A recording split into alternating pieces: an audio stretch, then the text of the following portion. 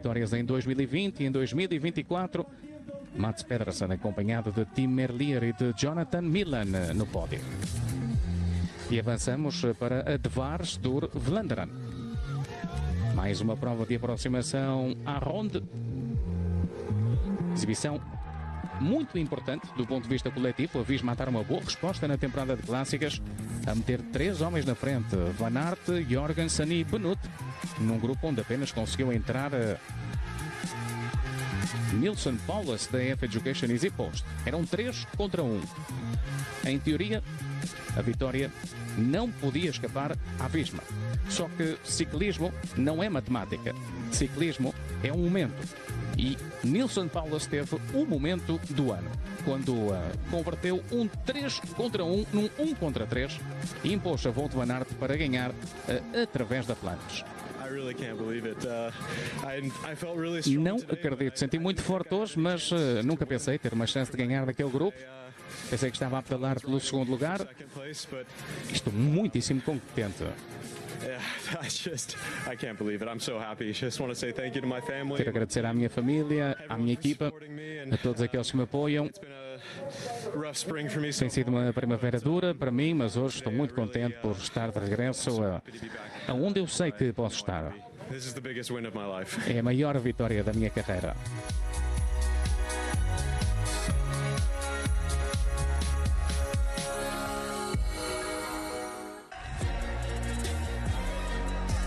Always pushing the limits. And on the road to Milano Cortina. Don't miss the Tour de Ski, live on Eurosport and streaming on HBO Max.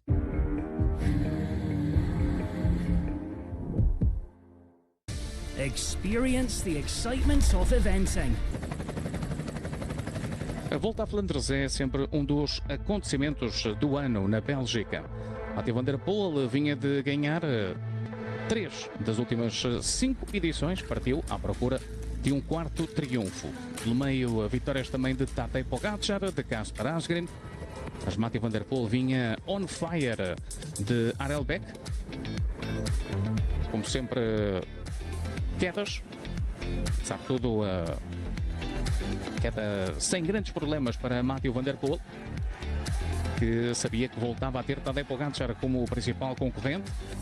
Também estava presente Wout van Aert, enfim, presentes aqueles que eram os ciclistas de referência e têm sido os ciclistas de referência nas clássicas do Bahrein nos últimos anos, mas particularmente 2 homens. Esperava-se um grande duelo, tanto na Flandres como em Roubaix, entre Mathieu van der Poel e Tadej Pogacar, e foi exatamente isso que nos deram estas 2 magníficas provas. Pogacar ainda apanhou Mathieu van der Poel a dormir no primeiro ataque. Apesar de tudo, com muita elegância, o neerlandês de Alpecin chegou à frente. Era também o regresso de Pogacar, a clássica rainha da Flandres, pois devia ter conquistado em 2023. Boa resposta de Mats Pedersen, de Wout van Aert, num grupo pois, muito seleto de ciclistas que ficava na frente depois de Wout van Aert. Como sempre, o final com dupla passagem no Paterberg e em Wout van Aert acabou por definir quem tinha as pernas mais fortes nessa jornada. No Paterberg, os 2 campeões do mundo mais recentes deixaram Wout van Aert para trás.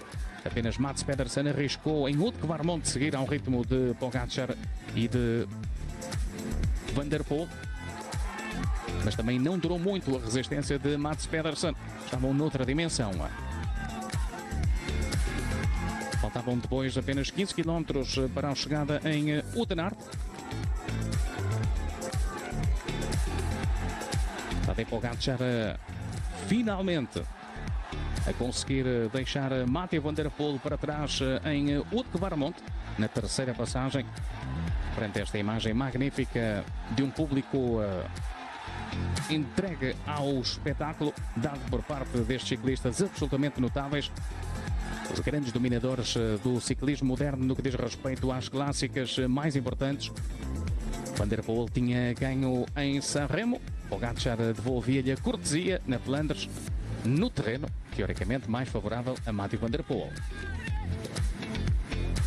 não ganhava o favorito número 1, mas ganhava o favorito número 2 com um solo magnífico ao final de quase 6 horas de competição. Sétimo monumento para Tadej Pogačar. Estou muito contente por ganhar esta corrida com este maillot.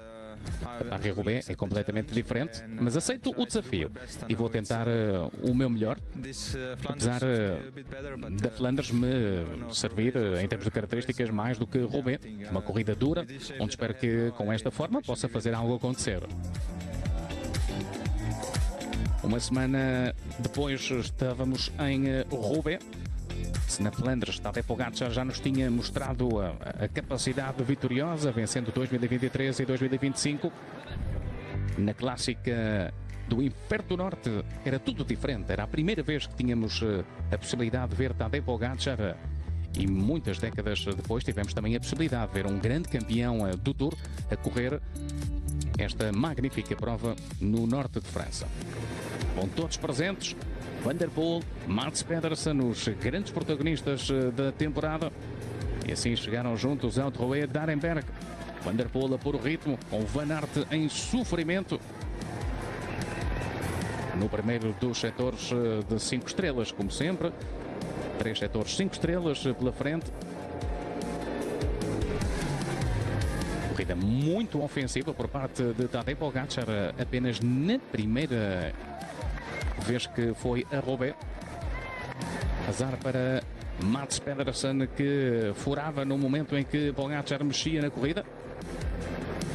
Pogačar que também, pouco depois, se viu rodeado de alpecines. Veja-se bem a forma como fecha o espaço Mathieu van der Poel. Autenticamente um trator com motor de Fórmula 1 nas pedras de Roubaix. Ele pouco depois teria a companhia de Jasper Philipsen. 259 km, 30 setores do Mortal Pavé. Um sofrimento atroz desde Compiègne até ao velódromo. Philipsen quebrava. Ficávamos com um mano a mano entre Tadej Pogačar e Mathieu van der Poel. E parecia que ia ser tudo resolvido no velódromo, até que aconteceu isto. O azar de Tadej Pogačar, a forma como abordou a curva. E nesta prova não se permitem erros, sobretudo quando pela frente está Mathieu van der Poel. Pogačar que rapidamente regressou à bicicleta, mas a vitória tinha escapado. Mathieu van der Poel ia à procura da terceira vitória no Inferno do Norte, algo que não víamos há muito tempo. Pogačar, por outro lado, ficava com a certeza de que pode no futuro regressar para tentar ganhar a Paris-Roubaix. Mais uma para Mathieu van der Poel, o campeão da Milan-San Remo, a vencer também em Roubaix e com este hat-trick a cimentar também o seu papel como força dominadora das clássicas do pavé. Foi uma corrida dura, sofri. O Tadej, foi uma pena ter cometido aquele erro na curva, mas eu tive que atacar e depois foi sempre pé no fundo, a pé na tábua até à linha de meta. Faltava depois aqueles 2 setores com o vento de frente, vinha em sofrimento, mas estou contente por ter conseguido chegar à meta. Mathieu van der Poel com 3 vitórias, fica uma de Tom Boonen e de Roger de Vlaming, os recordistas na clássica francesa.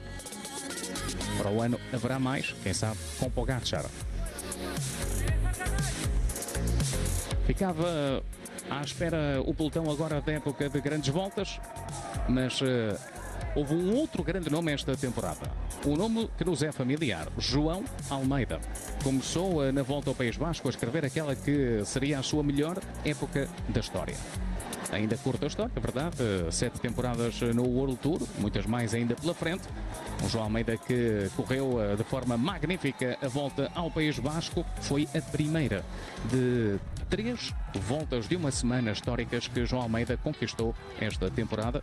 Viria depois também a ganhar na volta à Romandia e na volta à Suíça. aparentes na época para as clássicas das Ardenas, que marcaram também o regresso à competição de Remco Evenepoel. Diga-se que Remco Evenepoel tinha sofrido um evento decepcionante na pré-temporada, foi embater num carro enquanto treinava e perdeu boa parte da primeira metade do ano. Regressava à competição no mês de abril. Apesar de tudo, regressou como o conhecíamos. Um Remco Evenepoel capaz de arrancar de longe, capaz de fazer diferenças, capaz de destruir um pelotão. O que não sabíamos é que também seria capaz de bater ao sprint Wout van Aert. Não era apenas uma vitória para Remco Evenepoel, era uma declaração de intenções, ele que se reivindicava na Brabantse-Pijl. António Morgado, espetacular no terceiro lugar, com estes dois monstros da modalidade. Foi um grande arranque de temporada também para António Morgado, que venceu a clássica da Figueira da Foz, que venceu em Espanha. O António Morgado sublime nos primeiros meses de 2025. Imagens já de Amstel Gold Race, Semana das Ardenas. Digamos que tinha começado um pouco antes, semana e meia importante, com a Brabantse-Pijl e a vitória de Remco Evenepoel. Na Amstel Gold Race a narrativa foi um bocadinho diferente. 256 km, uma prova dura, uma prova sempre no terreno tortuoso do Limburgo neerlandês. Prova marcada por um ataque de Tadej Pogačar, que tentou fazer aquilo que faz muitas vezes, arrancar de longe. Desta vez, no entanto, teve resposta ao campeão do mundo. Conseguiram chegar a Pogačar, Remco Evenepoel e também Matthias Skelmos. E os três chegaram juntos à fase decisiva da corrida. Remco Evenepoel, que vinha de bater Wout van Aert ao sprint, deve ter pensado que com Matthias Skelmos e Pogačar ia ser ainda mais fácil. Só que Matthias Skelmos tinha outros planos e o dinamarquês surpreendeu toda a gente, conquistando a sua primeira grande clássica. Uma vitória tremendamente importante também para a Lidl Trek, mas sobretudo muito, muito marcante para a carreira de Skelmos. Veio depois a Flash Ballon, na quarta-feira após a Amstel Gold Race. Flash Ballon com o típico final no muro de Huy. 22% a rampa mais inclinada. Uma prova que foi completamente dinamitada a 400 metros do final. Tadej Pogačar pôs toda a gente a milhas. Kevin Vauquelin ainda tentou responder, Tom Pidcock também, mas raras vezes vimos um final em Huy tão avassalador por parte de um ciclista. O campeão do mundo conseguiu vencer. Pogačar que continuava a picar o ponto, mas para Kevin Vauquelin, por exemplo, para Tom Pidcock, eram resultados importantes poder estar no pódio de uma clássica com o prestígio da Flash Ballon. Chegou depois a Decana, a Liège-Bastogne-Liège, que tem sido, pois digamos que, território familiar e com muito êxito para Remco Evenepoel. 2 vitórias nos últimos 3 anos. É verdade que quem partiu como campeão em título foi Tadej Pogačar, pois os dois encontraram-se para mais um frente a frente, com o campeão da Flash Ballon a tentar devolver a cortesia a Remco Evenepoel, que o tinha derrotado na Amstel Gold Race. Aliás, quem estava era o campeão da Amstel Gold Race, Matthias Skelmos. Remco Evenepoel vinha de ganhar, obviamente, a Brabantse-Pijl. Ele que percebeu rapidamente que ainda estava longe da forma ideal para poder ganhar uma prova deste nível, com esta distância, com esta dificuldade, como La Doyenne. Pogačar fez o espetáculo habitual, arrancou em La Redoute, cerca de 30 km para a meta, ataque que ninguém conseguiu seguir.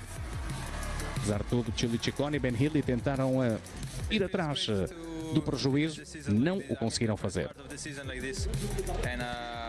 É sempre bom terminar a primeira parte da temporada assim. Estou muito contente pela forma como a época tem decorrido até agora. Pogacar, Giulio Ciccone e Ben Healy no pódio da Amstel Gold Race. Aliás, da Liège-Bastogne-Liège.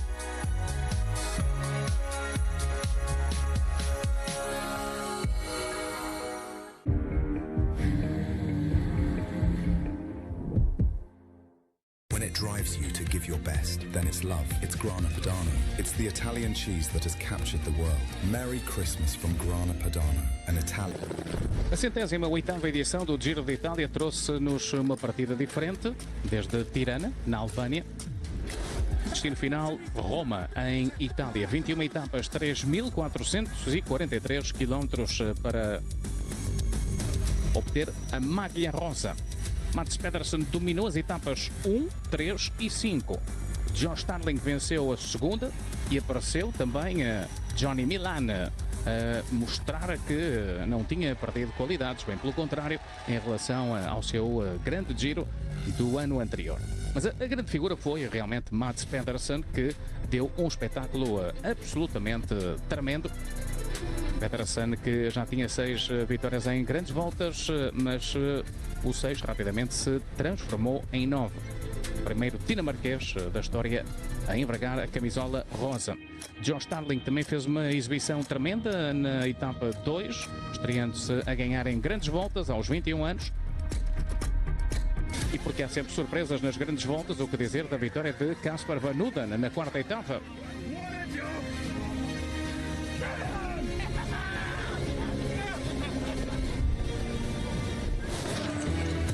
Curiosamente, também houve lugar à surpresa na etapa 5. Caden Groves, da Alpecin de Koenig, a aproveitar um belíssimo dia para poder conseguir a sua segunda etapa no Giro.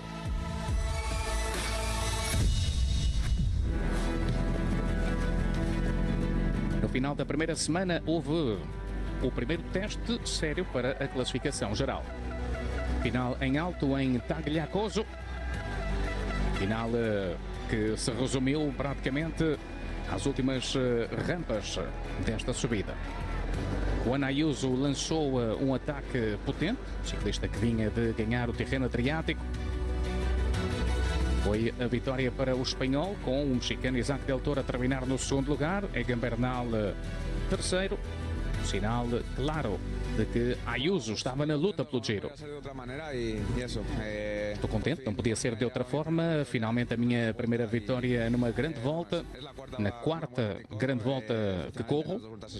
Especialmente na volta à Espanha estive perto de ganhar, mas faltou sempre qualquer coisa. Hoje consegui. Ayuso tirava a pressão de cima dos ombros e outro ciclista também aparecia com capacidade de ganhar. Luke Plapp no dia seguinte a tirar também a pressão dos ombros de Jaiko Alula. Ataque a solo na subida de Montelago. Também ele a estrear-se a ganhar em grandes voltas, tal como Ayuso no dia anterior.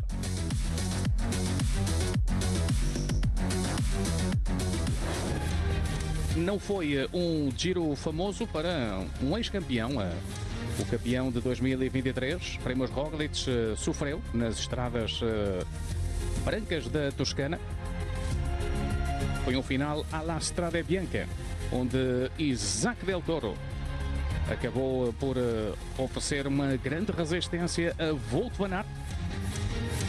Mas a verdade é que em Siena, Wout van Aert conseguiu maniatar o mexicano, que deveria ser uma das figuras da época. Um alívio para Wout van Aert. Uma vitória bastante emocional. Esta temporada continuei a bater à porta da vitória, continuei a acreditar que isto ia funcionar. E funcionou. Isaac Del Toro também fez uma belíssima chegada. O Isaac Del Toro, que com esta exibição era o novo líder do Giro de Itália aos 20 anos, primeiro mexicano a liderar o Giro em 108 edições. E na cidade da Torre Inclinada, Dan Hull acabou por ser o vencedor do contrarrelógio, quase 29 km. Percurso ideal para as grandes máquinas. Dan Hull, com mais um triunfo para a Lidl Trek, que estava a ter um giro de sonho. Foi também o giro do regresso de Richard Carapaz em Castelnuovo-Nemonte. O equatoriano arrancou a 9 km da meta, conseguindo aguentar a perseguição de Isaac Del Toro e Giulio Ciccone. Quarta etapa na carreira de Richard Carapaz na prova italiana. No regresso dos sprinters ao 12º dia de competição, em Viadana, o Olaf Kooi surpreendeu a Wout van Aert, Casper Van Uden e Ben Bernard, além de Jonathan Milan, claro está. Jonathan Milan, que não levantava a cabeça por esta altura, continuava, aliás, não de Jonathan Milan, claro, Mats Pedersen, o substituto, assim, de Jonathan Milan. Vencer com a malha de Ciclamino, a quarta etapa no Giro. Vou-me recordar, obviamente, desta edição, quando um dia pendurar a bicicleta. Era um Pedersen a substituir Jonathan Milan que ia ao Tour de França em 2025. Felizmente para os italianos, queda grave na 14ª etapa, uma queda que levou ao chão Roglic, Ayuso, Del Toro. Foi, digamos que, uma jornada em que o pelotão esteve contente por meter um ritmo mais tranquilo, o que abriu a porta aos especuladores. Kaspar Asgreen venceu esta jornada de 195 km.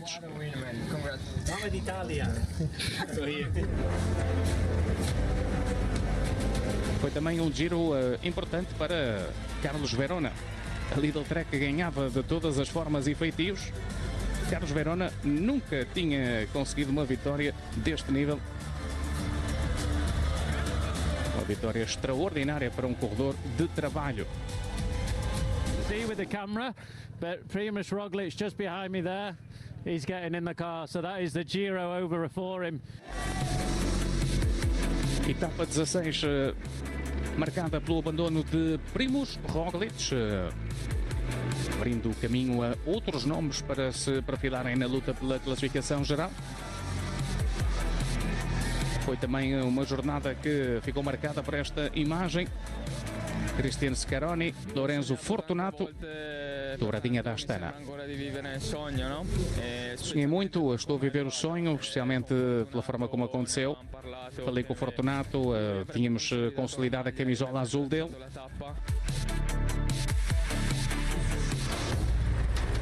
De Lorenzo Fortunato a Cristian Scaroni. Imagem já da etapa 17, etapa com final em Bormio, dia de alta montanha. Grande duelo entre Isaac Del Toro e Richard Carapaz.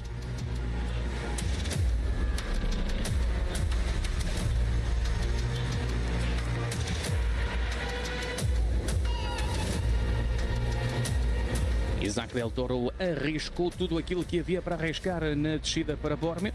Richard Carapaz deu-lhe uns metros que se converteram a numas dezenas muito rapidamente. Uma vitória do Torito mexicano da UAE Emirates. Vitória importante de um ciclista que já ia de rosa, mas consolidava as suas aspirações de poder ganhar uma grande volta.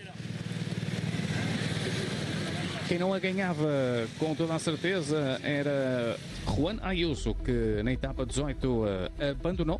Juan Ayuso com uma picada de abelha, o olho inchado, a colocar a bicicleta no carro, a ir para casa mais cedo. Deixava Isaac Del Toro, pois sem um elemento importante na luta pela classificação geral. Ele tinha começado como líder da UAE Emirates.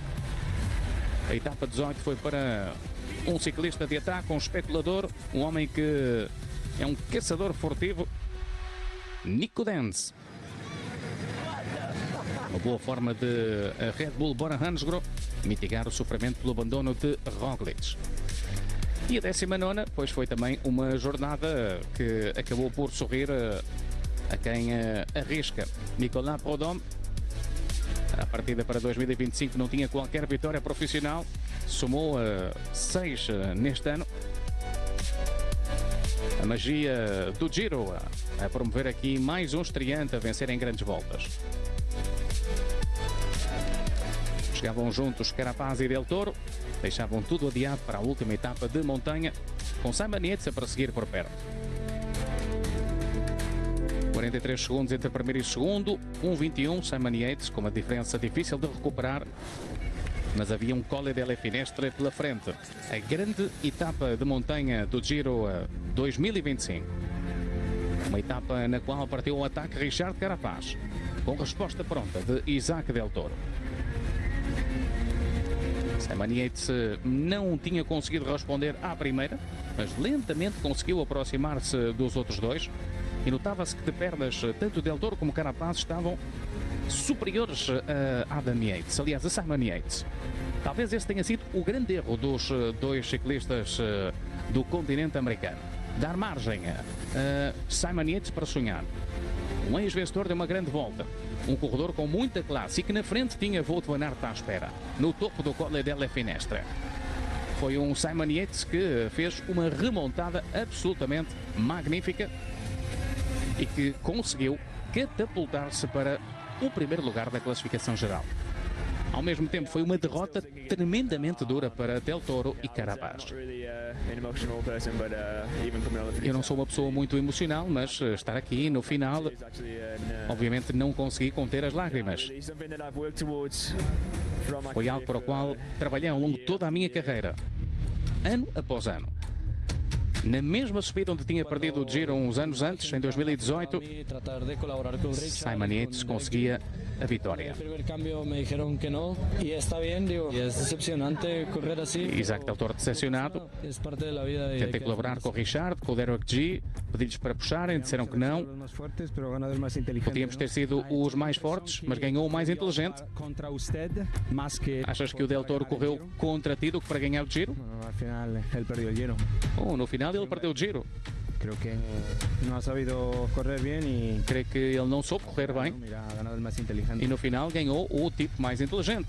Richard Carapaz, palavras mordazes sobre a forma de correr de Isaac Del Toro. A verdade é que nenhum dos dois saiu a ganhar, ambos perderam e quem ganhou foi Simon Yates, numa jornada onde se impôs Chris Harper no Colle delle Finestre. Foi uma magnífica exibição de Simon Yates, mas também de Wout van Aert, que ajudou Simon Yates a abrir o fosso que lhe permitiu concluir o Giro no dia a seguir, muito tranquilo, na cidade eterna, em Roma, uma jornada que estava destinada a terminar ao sprint, e assim foi.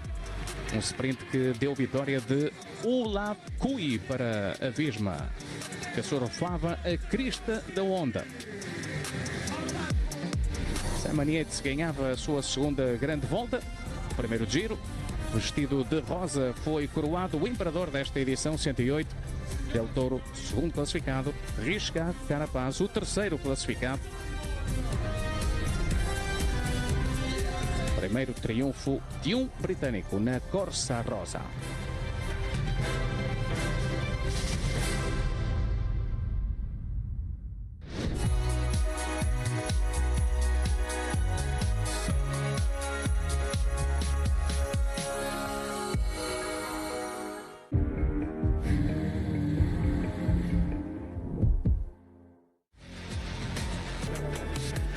Depois da vitória de Simon Yates no Giro, começava a preparação para o Tour, com as típicas provas teste, critério do Dauphiné. Prova que acabou por ter a presença de Tadej Pogačar, foi, digamos que, o preâmbulo do Tour de France. Pogačar, Vingegaard, Evenepoel, precisamente o pódio do ano anterior do Tour. Todos estiveram à partida, sabia-se que Remco Evenepoel vinha curto de forma, mas esperava-se um Vingegaard Pogačar épico. A verdade é que o que se viu foi uma lição de Tadej Pogačar ao dinamarquês em todas as etapas duras. Tadej Pogačar que venceu, convenceu e acabou o Dauphiné de uma forma completamente avassaladora. Isto mandava uma mensagem clara para as 3 semanas do Tour, que Pogačar era o homem a ter em conta. Ainda para mais, tendo também em mente que não só Pogačar estava forte, como também levava o provavelmente melhor gregário que se podia levar. Um rapaz nascido em A dos Francos, chamado João Almeida, que se tinha deixado surpreender no primeiro dia da volta à Suíça e teve que recuperar, imagine-se, 3 minutos para Kevin Vauquelin. Quando tudo parecia perdido, João Almeida mostrou que as corridas só terminam no último risco de meta. Foi uma recuperação de todo importante.